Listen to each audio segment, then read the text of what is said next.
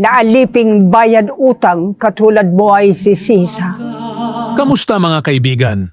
Ngayon, pag-uusapan natin ang buhay at karera ng yumaong veteranong aktres na si Angie Ferro, kilala sa kanyang mga kahangahangang pagganap sa pelikula, telebisyon at teatro.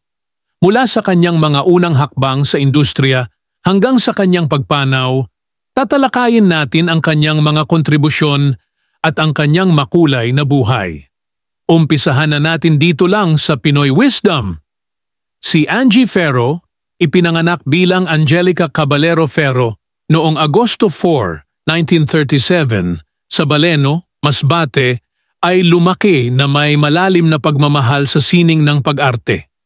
Ang kanyang talento ay nadiskubre sa murang edad at nagbukas ng pinto para sa kanya sa mundo ng teatro at pelikula.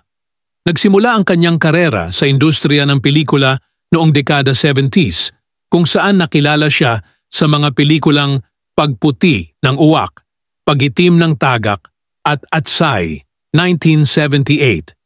Kilala siya sa kanyang natural at makapangyarihang pagganap na nagdala sa kanya ng maraming papuri at pagkilala mula sa mga kritiko at tagahanga.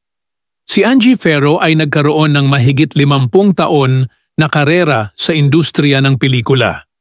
Ilan sa kanyang mga tanyag na pelikula ay ang Patayin Mo sa Sindak si Barbara, 1974, Gaano Kadalas ang Minsan, 1982, Magdusa Ka, 1986, at Evolution of a Filipino Family, 2004. Ang kanyang pagganap sa mga ito ay nag-iwan ng tatak sa kasaysayan ng pelikulang Pilipino. Ang kanyang pagganap sa Lola Igna noong 2019 ay nagbigay sa kanya ng Best Actress Award sa pista ng pelikulang Pilipino at Urduja Heritage Film Awards noong 2020. Sa pelikulang ito, ipinakita ni Angie ang kanyang husay sa pagganap bilang isang matanda na naghihintay ng kanyang kamatayan habang pinapakita ang kanyang pagmamahal sa kanyang pamilya at pamayanan. Bukod sa kanyang karera, si Angie ay aktibo rin sa mga gawaing pangkawanggawa at pagtulong sa mga kabataang artista. Siya ay naging bahagi ng UNESCO's International Theatre Institute, Philippine Center para sa isang rendition ng tula ni Amado Victor Hernandez na Kung Tuyo Na Ang Luha Mo, Aking Bayan. Ang kanyang dedikasyon sa sining at sa pagtulong sa iba ay isang patunay ng kanyang mapagmahal na puso at malalim na pagmamalasakit sa kapwa.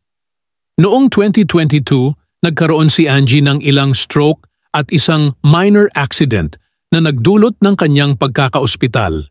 Sa kabila ng kanyang kalagayan, hindi napigilan ang kanyang pagmamahal sa pag-arte at patuloy siyang nagtrabaho hanggang sa kanyang huling mga araw. Pumanaw siya noong Agosto 17, 2023 sa edad na 86. Si Angie Ferro ay isang tunay na alamat sa industriya ng pelikulang Pilipino.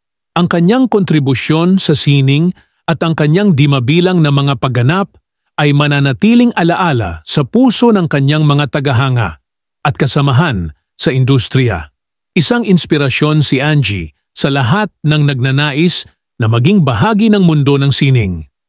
Ang kanyang pamana ay magpapatuloy na magbigay inspirasyon sa mga susunod na henerasyon ng mga artista at tagahanga ng pelikulang Pilipino.